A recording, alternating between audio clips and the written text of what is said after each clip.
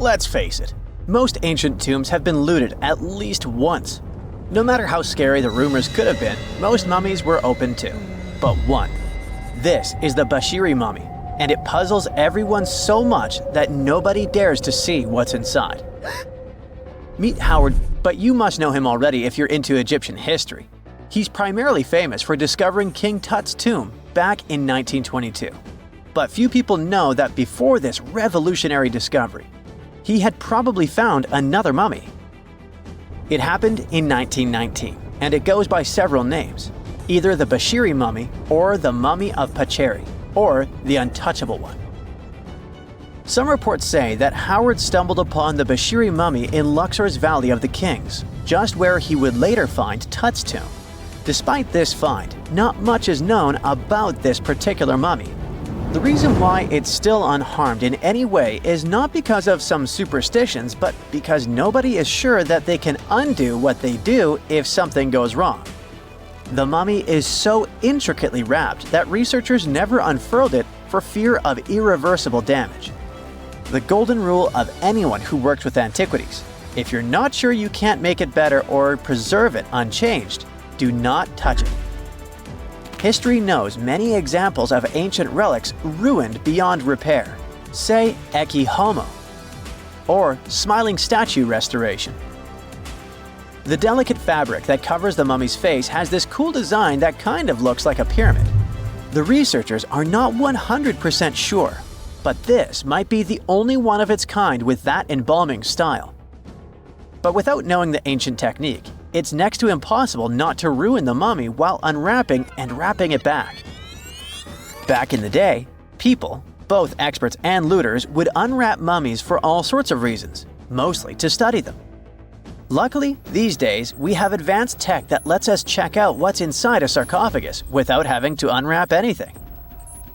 After taking a closer look at the Bashiri Mummy, researchers figured out that it belonged to a man who was around 5.5 feet tall and lived during the Ptolemaic era, which makes this mummy roughly 2,300 years old. The Egypt Museum shared that the X-ray scan also uncovered an inscription of the guy's name, but it's a bit tricky to tell if it says Pacheri or Nenu, adding to the intrigue. The museum also pointed out that the fancy casing the mummy is in features all sorts of decorated scenes. You can see the mummy lying on a bed, flanked by deities Isis and Nephthys, along with the 4 sons of Horus. Plus, there are 2 images of the funerary god Anubis at the feet of the casing. By the way, Bashiri Mummy is not the only one that has remained untouched. This is Issa Temkebde, and Gaston Maspero, a French archaeologist, made the decision to leave her mummy untouched, wanting to keep her resting peacefully since she was in such amazing shape. He did mention, though, that her tomb had been raided long ago. Thanks to some X-ray work, we learned more about the mummy. The scans revealed a few artifacts still wrapped up with the wife of a high priest, including amulets around her neck, right arm, and forehead. The X-rays also showed she had some dental issues and arthritis in her knees. While she passed away as an older woman, it's tough to pinpoint her exact age. However, various sources from her son's reign indicate that she was held in high regard in the kingdom. Isitemkebd served as the sister wife of Penejam II. You got me right, they were related by blood and were siblings, but back then it was pretty common to get married this way to preserve the purity of the bloodline. Say that to Habsburg, duh. Their chase for purity only led to inbreeding and the notorious Habsburg's jaw. Right, I guess we should not judge ancient Egyptian rules and morals, but what we can say for sure is that both Bashiri and Isitemkebd were incredibly lucky to stay untouched. The odds were not in King Tut's favor, though. The researchers' work hit him hard. The tomb itself was discovered in 1922, but it wasn't until 1925 that the nested coffins were opened during an excavation. The outer coffin, held together with silver pins, opened up to show another coffin shaped like a mummy, decorated with colorful glass and flower garlands. There were worries about the king's mummy because it had been exposed to moisture. The middle coffin was pretty heavy and didn't have any handles, so they had to be super careful taking it out. Inside the innermost coffin, which was solid gold and wrapped in a red cloth, they found the royal mummy, and this all went down on October 28, 1925. Tutankhamun's mummy, measuring about 6.07 feet, fit snugly into the innermost coffin, which was 6.17 feet long. You can already tell there was a problem, right? Imagine how hard it is to extract something as fragile as an ancient dried-up mummy, especially when there's not much room for maneuver. Plus, the mummy looked sus. It was pitch black. Howard Carter, the lead archaeologist of the expedition, estimated that around 2 buckets worth of oils had been poured over the mummy. But care had been taken to avoid the mask and feet. It was made to preserve him better. The body was positioned at a slight angle in the coffin, and there was a noticeable difference in the amount of dark oils on the right and left sides, indicating that the coffin might have tilted while being lowered into the sarcophagus. This oil created moisture inside the coffins, and over time, it reacted chemically, which Carter described as a sort of slow, spontaneous combustion, leading to the carbonization of the linen wrappings. Unfortunately, the combination of heat and moisture took a toll on the mummy's trappings as well. The crook and flail fell apart, the resin scarab cracked, and the threads holding the hands and mummy's bands started to decay, making everything quite fragile. Plus, the oils hardened over the years, effectively gluing the mummy and mask to the coffin's bottom. To try and separate the mummy from the inner and middle coffins, they were placed in the sun for several hours, reaching temperatures of 149 degrees Fahrenheit. Despite this effort, the mummy remained stuck, so the initial examination had to be done right where it was. The first part of Tutankhamun's mummy the researchers checked out was his lower legs and feet, meaning they started the examination from the bottom up. As they peeled back the bandages, they uncovered the first of many treasures wrapped up with the king. They took their time to carefully document and photograph everything they found. The inner layers of bandages were in pretty bad shape, mostly turning to dust, making it tough to figure out how everything was originally wrapped. Still, the overall methods matched what was seen in other nobles' mummies from that time. Lots of folded linen pads were used to shape the torso and thighs. The outer and inner bandages were made from fine linen, while the middle layers were coarser. They had some intricate bandaging around the shoulders and chest with a similar style around the groin. Each limb, along with fingers and toes, which were fitted with gold caps, was wrapped separately. Tutankhamun even wore gold foil sandals on his feet. They hoped to separate the mummy from the coffin by removing the outer bandages, but the resins had stuck the body to the coffin. So, the researchers ended up chiseling it out.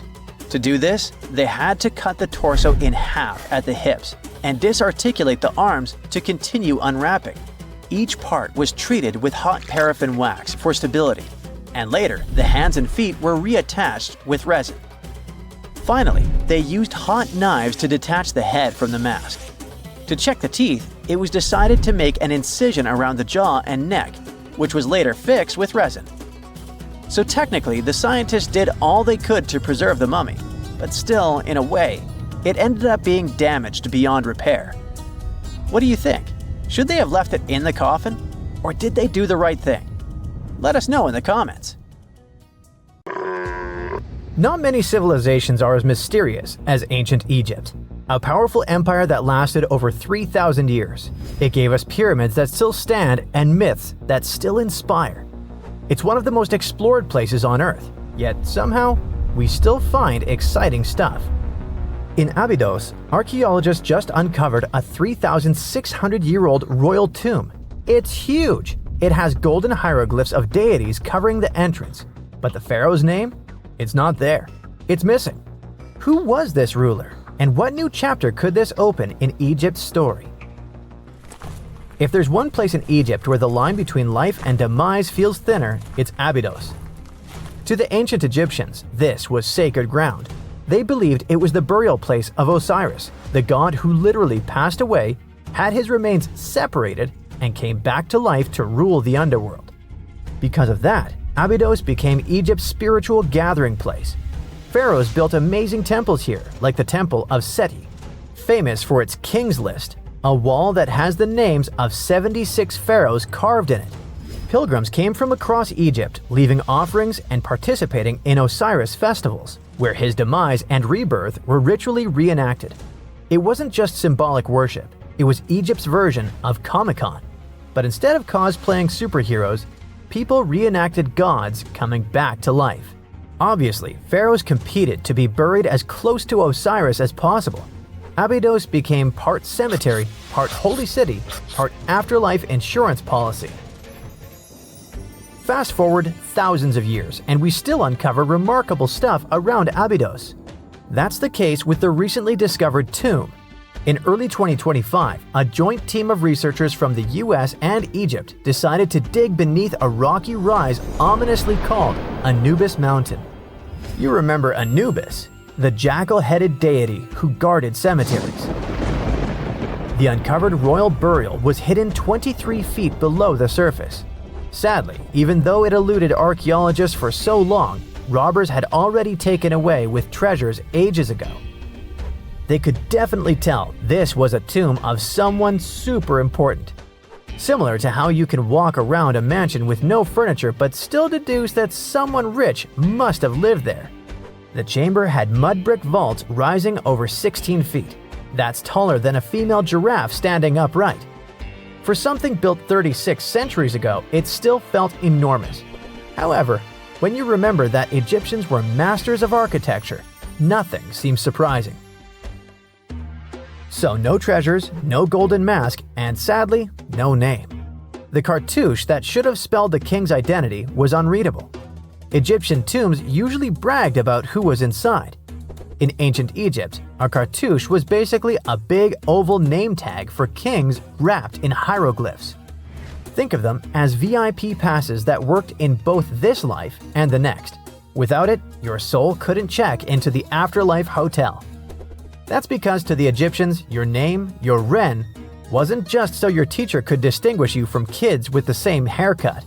It was a core part of who you were. As long as your Ren survived, so did you. To have your name forgotten was considered a fate worse than passing away. A soul cannot journey without a name. That's why you'd see cartouches all over the place, on temples, obelisks, jewelry, statues, and tomb walls.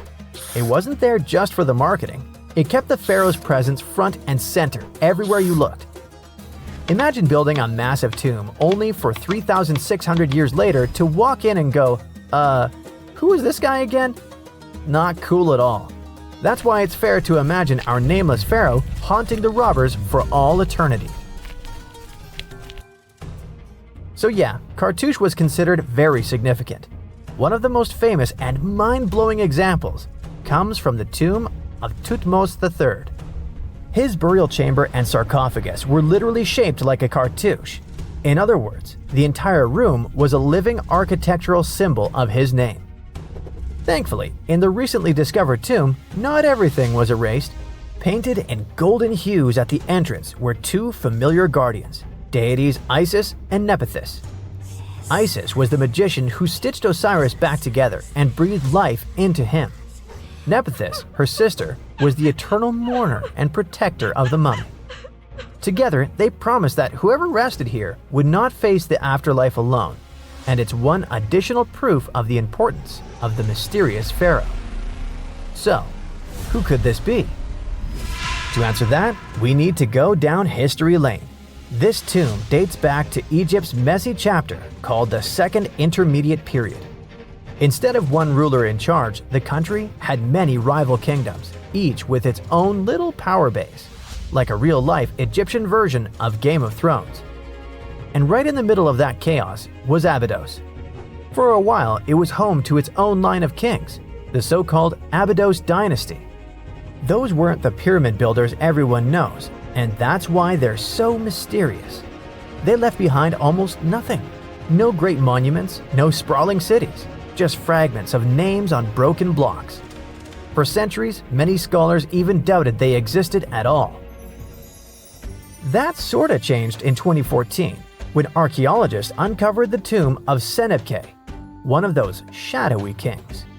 Now, everything we know about Senebkay points to him having quite a story to tell. His bones revealed 18 deep wounds, the kind you get in battle. He had blows to his skull, back, and hands, and likely lost his life fighting, making him one of the few pharaohs we know who sadly fell in combat.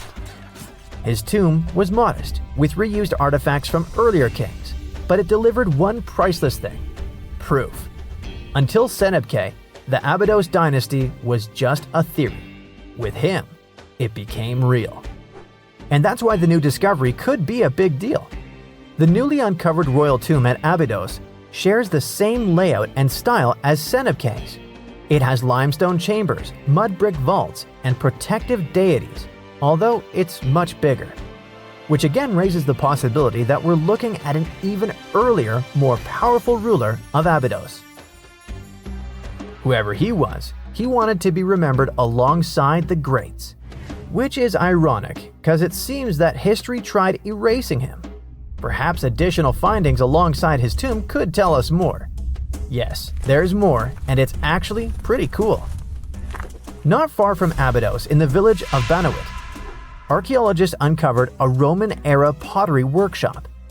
Yeah, you heard that right, a pottery factory close to a pharaoh's burial ground. The site had huge clay kilns, storage rooms, and even broken shards called ostraca. They were basically ancient sticky notes. Except instead of shopping lists, those had receipts scratched onto them in Greek and Demotic Egyptian. Little records of everyday transactions, the kind of thing you'd never expect to find near a lost dynasty king. Honestly, the potters missed a chance. Forget boring receipts, they should have been selling Osiris's mugs and Anubis figurines to pilgrims and tourists. But that's not all. It seems that centuries later, during the medieval period, the same ground became a cemetery. Archaeologists found mud brick graves with skeletal remains. This could mean that Abydos kept its aura of significance for hundreds of years after the Age of Pharaohs. So why this hill again and again?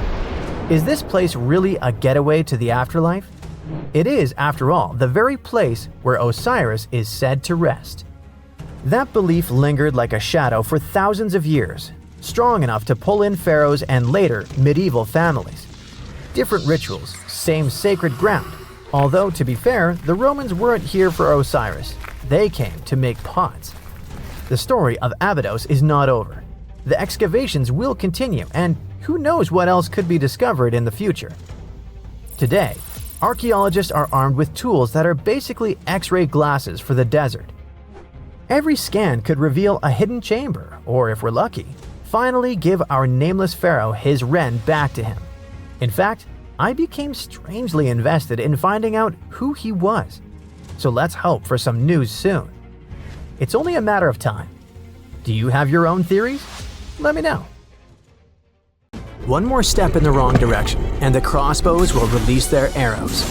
If you open the wrong door, you'll end up in a river of mercury. It's almost impossible to get out of this place, but it is even more difficult to get here. No, this is not a location from an adventure movie, but a treasure hunter. This is a real giant tomb filled with traps and streams of toxic mercury. And it's not somewhere deep in the Amazon jungle or an unknown island. This tomb is located in central China, near the city of Xi'an. And you know what the coolest thing is? This tomb was built more than 2,000 years ago. And even now, in the 21st century, we still don't know how to get there. But let's start from the beginning. Many of you have probably heard of terracotta statues. Thousands of clay sculptures of people. Those statues were first found in 1974, when a group of peasants were digging decks near Xi'an. They found a detailed human-sized figure, and that was 1 out of 1,000. Each figure was made as realistic as possible. Each of them was unique and had its distinctive details. More than 50 years have passed, and scientists are still digging up these sculptures. The number has already exceeded 8,000. But what are they doing there? What is their purpose? Terracotta sculptures are kinda guarding the tomb of Emperor Qin Shi Huang. He was such an influential man in China that he wasn't just buried in a tomb. His servants created a giant coffin complex the size of a small town. So, if thousands of clay guards symbolically protect this place, It's difficult to imagine what's in the center of this ancient, gigantic tomb. But first, let's find out who Qin Shi Huang was, and then move on to the dangerous traps. He was the first son of the ruler of the kingdom of Qin. It was one of the 6 kingdoms that existed on the territory of modern China. In 2059 BCE, when Qin Shi Huang was born, those 6 kingdoms were independent and separated from one another. Moreover, there was a strong conflict between them that lasted for more than 200 years. But Qin Shi Huang turned out to be the man who managed to conquer and unite all these kingdoms. He became more than just a king. He became the first emperor of China. But how did he complete a seemingly impossible task? Natural disasters, clever strategy, tactics, and skills helped him to conquer the 6 kingdoms. Scientists are still arguing about some of the details of how this happened. All that can be said is that Qin Shi Huang was a very wise and intelligent emperor. So it's not surprising that his burial turned out to be so huge. He was buried in the largest and most luxurious funeral complex in the history of China. The area the size of a small city contains many underground caves filled with things an emperor could need in the afterlife. In ancient China, as well as in ancient Egypt, people believed that when an emperor went to the other world, he could take with him those things that were buried with him. Unfortunately, sometimes it could be people, but Qin Shi Huang acted wisely and correctly. He decided to bury clay statues. But the coolest thing is that the architects and builders of this complex made it impregnable.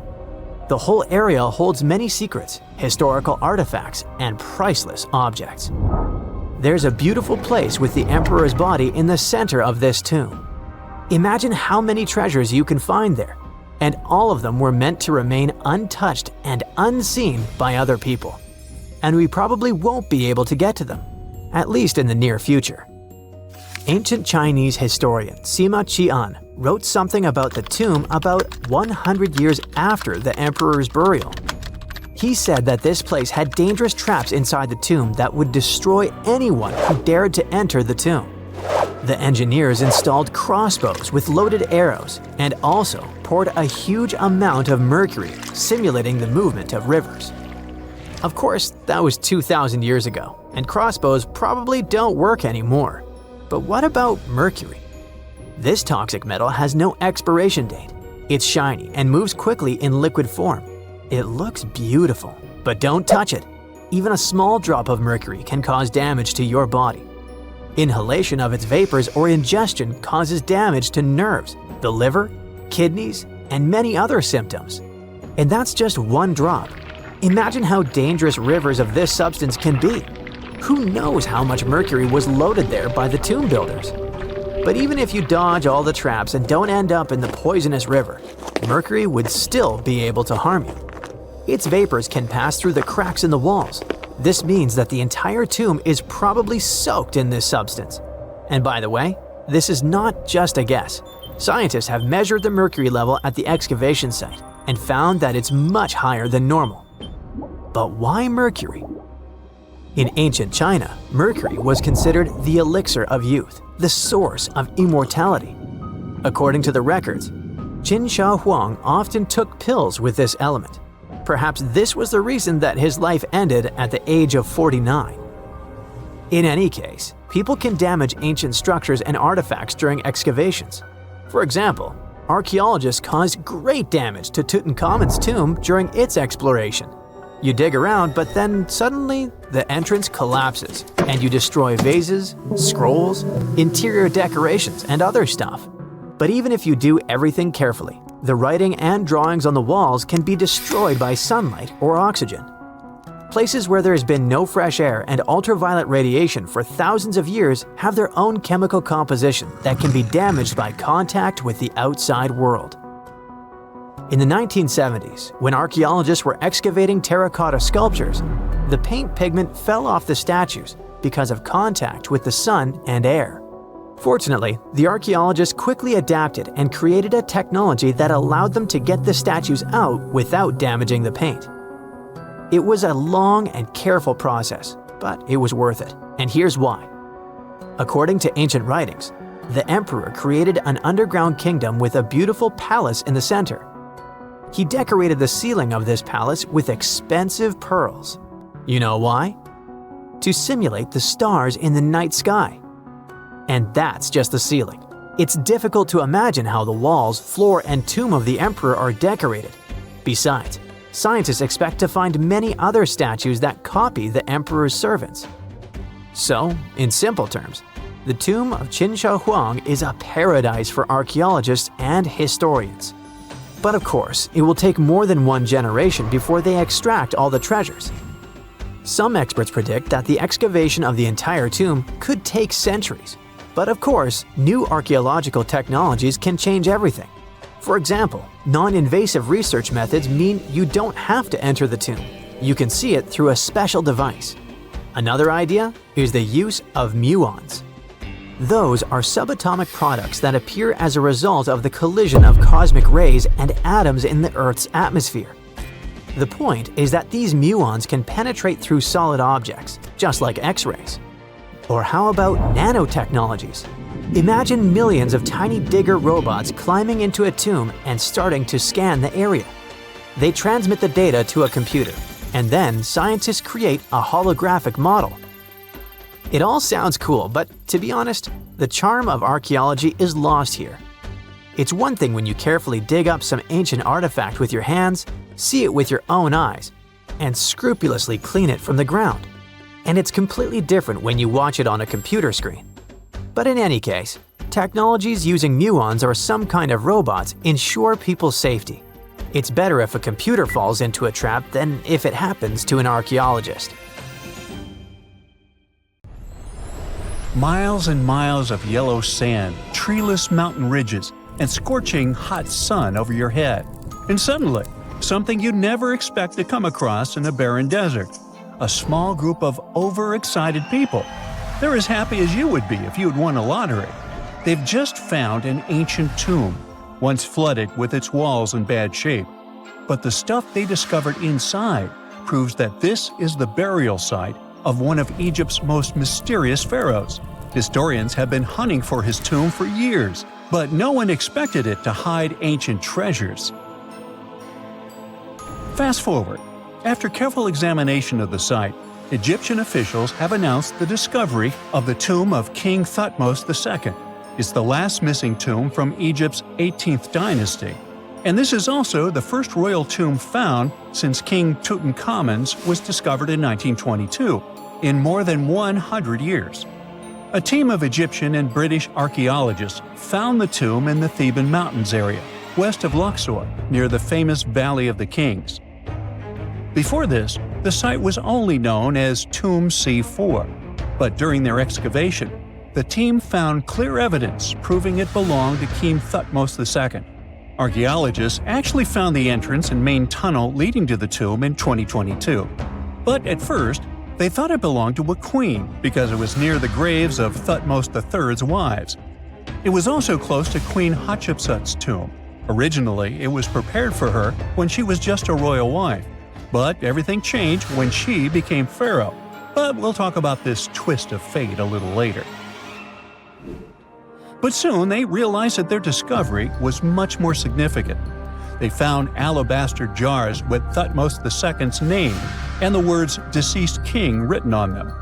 That's when they realized that the tomb was actually his final resting place. Sadly, Thutmose II's tomb has seen better days.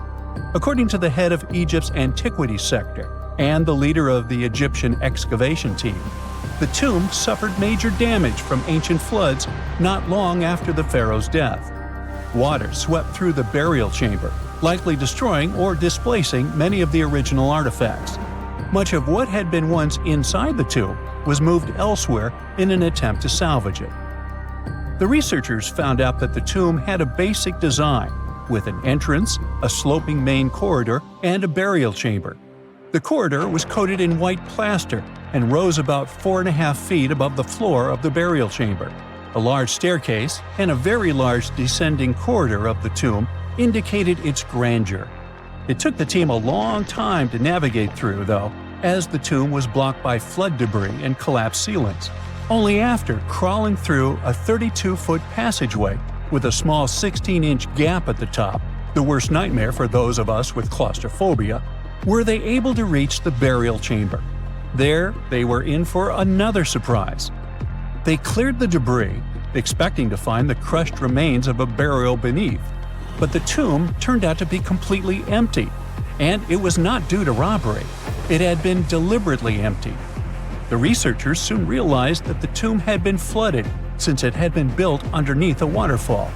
It happened just a few years after the king's burial, so the contents of the tomb were moved to another location. That's why there was a second corridor in the tomb. It was most likely made to help remove King Thutmose II's body from his flooded tomb. Despite the damage, the excavation team made some really exciting discoveries.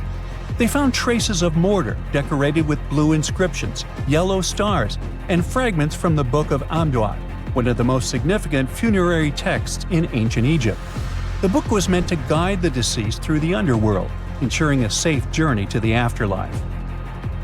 Now, how about we sneak a peek at ancient Egypt's 18th dynasty? It was all about conquering lands, expanding the empire, and building jaw-dropping monuments.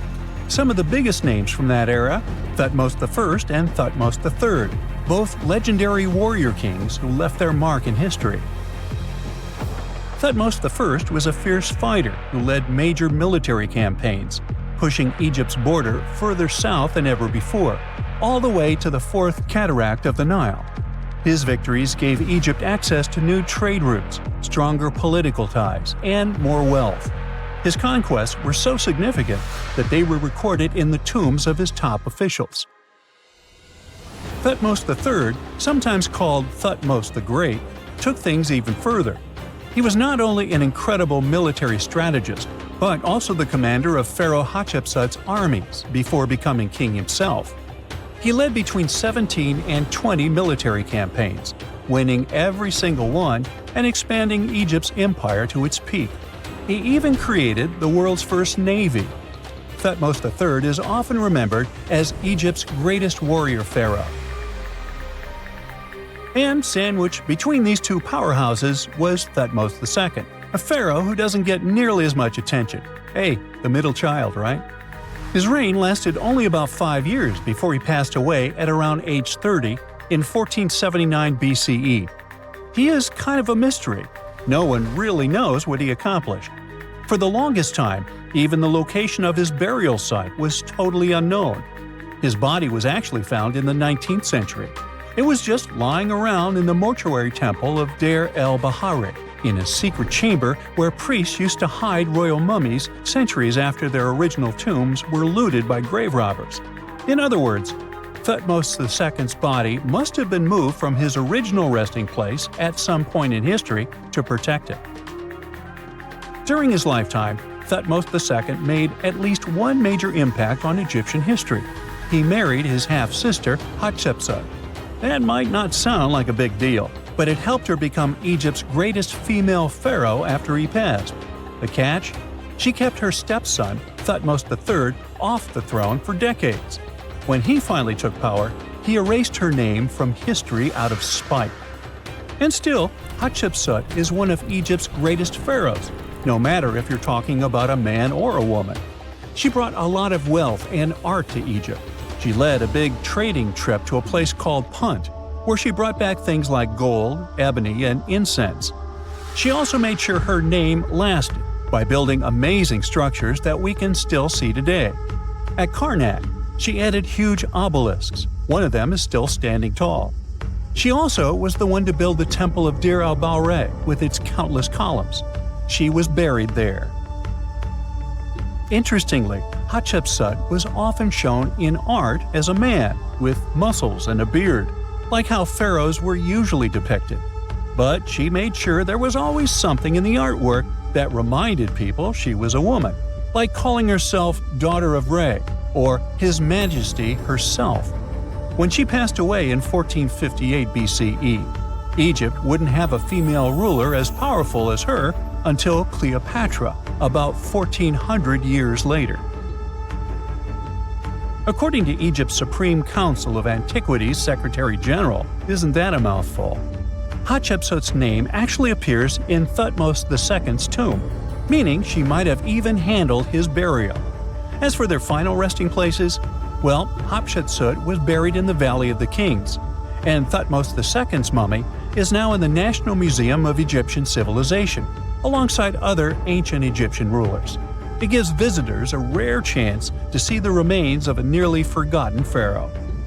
Now, experts consider the discovery of his tomb to be one of the most significant in recent years.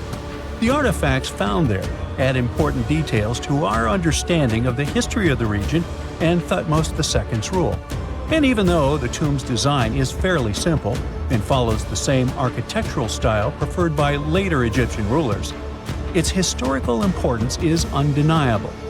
In any case, the mission isn't over yet. Archaeologists are now focusing on solving another mystery. Where did the rest of the tomb's contents end up? The team is determined to continue their search. Who knows what other secrets they will uncover that have remained hidden beneath the sands for thousands of years. No man shall ever find my tomb. That's what, according to rumors, Cleopatra once said. Rumor has it really wasn't about the gender. She wanted no living soul to disturb her, and I think she meant that no human would ever discover the location of her grave. But, surprisingly, it was indeed a woman who was closer than anyone before to finally discovering the Queen's resting place. Meet Kathleen Martinez Berry, a criminal lawyer turned archaeologist. She got so intrigued with Cleopatra's story that she packed her bags and went to Egypt with no official support and even no permission from the authorities. All she had was pure determination to find the Queen's tomb. Now, you could say Kathleen had always been ahead of the game. She skipped grades in school, mastered piano, chess, swimming, and martial arts, and grew up listening to top intellectuals debating in her home. And she even got her law degree at just 19, and archaeology was her side passion. She had never actually been to Egypt, never dug up a single artifact. But her fascination with Cleopatra went all the way back to an argument with her father in 1990. That day, she walked into his library looking for a copy of Antony and Cleopatra by Shakespeare. Her dad, Fausto Martinez, a professor and legal expert, casually called Cleopatra a seductress. Kathleen wasn't having it. She fired back, arguing that history had been totally unfair to Cleopatra. The Romans, she said, wanted to destroy her reputation, and for centuries, people had just believed their version of the story. The debate went on for hours, and in the end, her father admitted maybe he had judged Cleopatra too harshly. That conversation changed everything for Kathleen. From that day on, she read every ancient text she could find, especially Plutarch's account of Cleopatra and Mark Antony. The more she learned, the more convinced she became that Cleopatra wasn't just some queen who fell for the wrong guy. She was a genius, playing a dangerous political game to keep Egypt independent. And the more she read, the more she started thinking, what if everyone had been looking for Cleopatra's tomb in the wrong place? That thought stuck with her. When she was caring for her second child, she earned a master's in archaeology. Multitasking. That reignited an obsession that would take over her life, uncovering the truth about Cleopatra. Even though most experts believe that Cleopatra's tomb, along with the final resting place of 13 other Ptolemaic rulers, lies somewhere beneath modern-day Alexandria, Dr. Martinez has a different idea.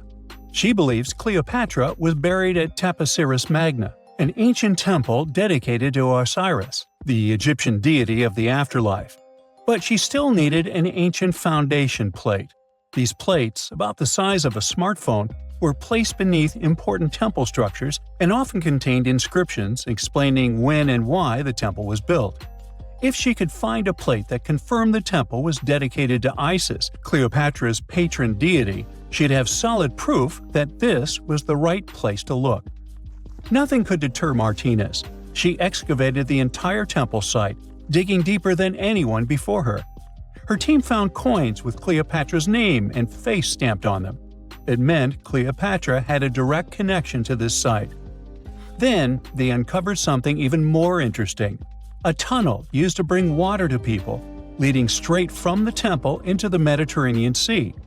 So, if parts of the temple had already sunken into the water, could Cleopatra's tomb be down there too? Martinez needed proof to convince Egyptian authorities to let her search underwater. And, against all odds, she found the missing foundation plate. On it, the pharaoh offered a large area of Nubia to deity Isis. That was it, the confirmation she needed. The temple was indeed dedicated to Isis, proving her theory wasn't just speculation.